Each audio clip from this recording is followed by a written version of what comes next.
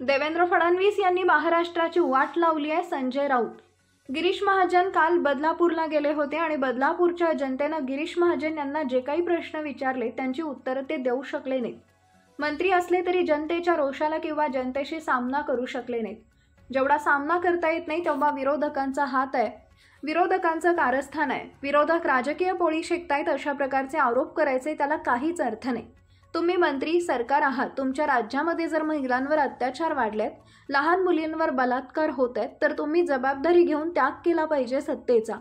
देवेंद्र फडणवीस यांनी महाराष्ट्राची वाट लावली. त्या आल्यापासून महाराष्ट्र बदनाम झालं, राजकारण गढूळ झालं, विषारी झालं. याला जबाबदार फक्त देवेंद्र फडणवीस आहेत. गिरीश महाजन हे काल बदलापूरला गेले होते आणि बदलापूरच्या जनतेनं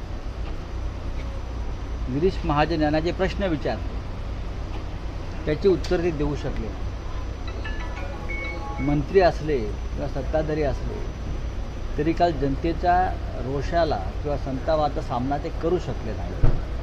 आणि जेव्हा जनतेशी सामना केला जात नाही तेव्हा मग विरोधकांचा हात आहे, विरोधकांचं कारस्थान आहे, विरोधक राजकीय पोळी शेकत आहेत, अशा प्रकारचे आरोप करायचे त्याला काय अर्थ नाही. तुम्ही मंत्री आहात, तुम्ही सरकार आहात.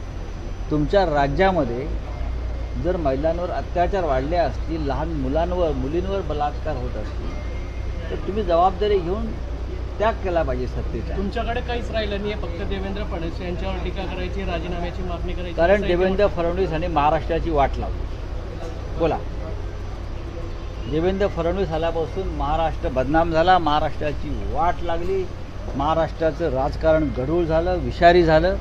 या सगळ्याचे जबाबदार फक्त देवेंद्र फडणवीस.